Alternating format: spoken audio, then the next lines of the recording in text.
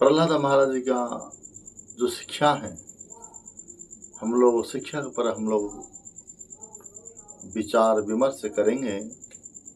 भले ही दैत्य कुल में जन्म लेने पर भी प्रहलाद महाराज जी प्रेम भक्त थे, भगवान के अत्यंत अत्यंत प्रेमी लाडला छोटा सा भक्त है। उन्होंने जब उनके पिताजी ने गुरुकुल में भेज रहा था पढ़ने के लिए, लेकिन जो होनहार बच्चे होते हैं, जो पूर्व संस्कार लेकर के आते हैं, संड अमर का पढ़ने से कोई दिमाग में नहीं बैठता है।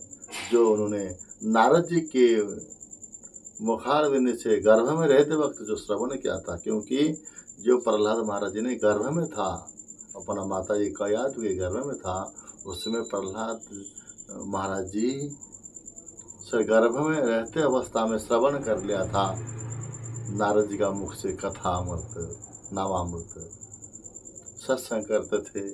और प्रहलाद के माता जी कयाधु को लेकर के जब नारद जी अपना आश्रम में कुटिया में पहुँचे हैं और वहाँ कुछ महीना रुकने के बाद रोज ब्रह्म मुहूर्त से लेकर के पूरा शाम तक कथा कीर्तन वेद वेदांत श्रवण कराया करते थे।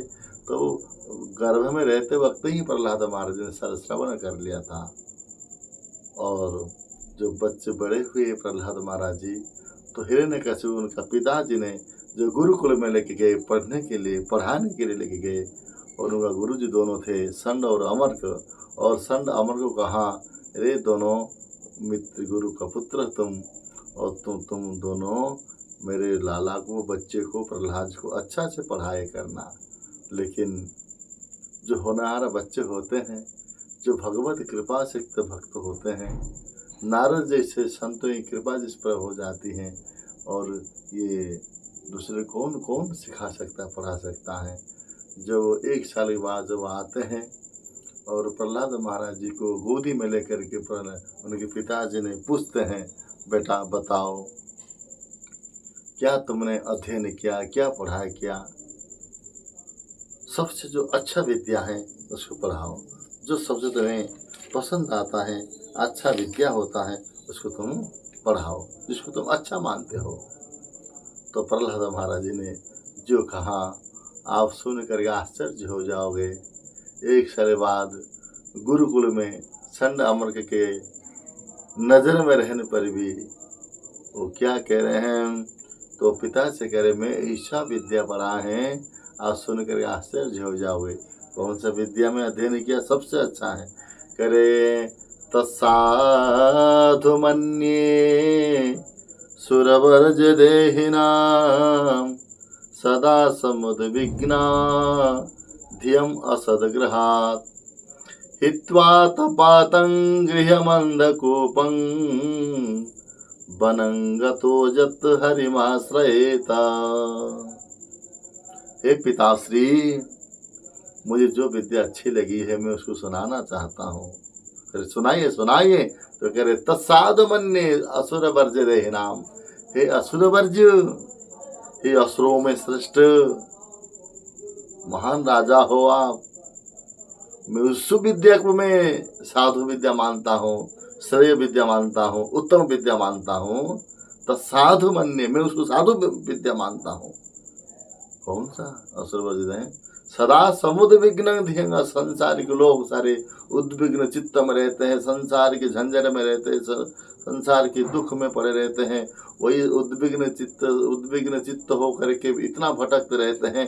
वो संसार से निकाल करके भगवान का शरणापन्न हो जाना और जंगल में वन में जा करके भगवान की आराधना करना, गतो मुकुंद करे हैं। ये जो गृह अंधकूप होता है, संसार रूपी अंधकूप है, वो अंधेरा कुआं में पड़े करके, जहाँ पे जल नहीं है, पीने के लिए नहीं है, केवल सांप, जो अंधेरा कुआं में क्या रहता है, सांप, बिच्छू सांप, और क्या कितनी कितनी विषैला जंतु रहता है। और एक बार जो वहीं गिर जाता है ना, वो बचना उनके लिए मुश्किल हो जाता है। करिए संसार अंधेरा कुआं जैसा है संसार, इसलिए हम लोग वहाँ पड़े हैं। और जो उसे अंधेरा कुआं से जो बच गया तो मान लो वो भगवान की कृपा ही समझ लो हो, और पूर्व संस्कार कृपा है। इसीलिए वो संसार रूपी अंधेरे कुआं से निकल करके गतो मुकुंदंग परिहृत कृत करे हैं, वनं गतो जद हरिमाश्रयतः, वन में जा करके हरि का आश्रय लेना ही, भगवान गोविंद का भजन करना, विष्णु का भजन करना ही सबसे बड़ा अच्छा विद्या है। मैंने 1 साल के अंदर ये उसकी विद्या को मैंने अच्छा ही माना है, इसलिए आपको मैं सुना दिया। जैसा ही सुना तुरंत धड़ाम से प्रहलाद महाराज जी ने करके मेरा शत्रु का भजन करते हो, ऐसा करके धड़ाम से अपना गोदी से खींच करके जमीन में डाल दिया। कहने का तात्पर्य यही है कि हम लोग भी ये प्रहलाद महाराज की शिक्षा पर हम भी जाएंगे तो अवश्य भगवान नरसिंह देव रूपी परम ब्रह्म प्राप्त हो जाएंगे। बोलो भक्त वत्सल भगवान की।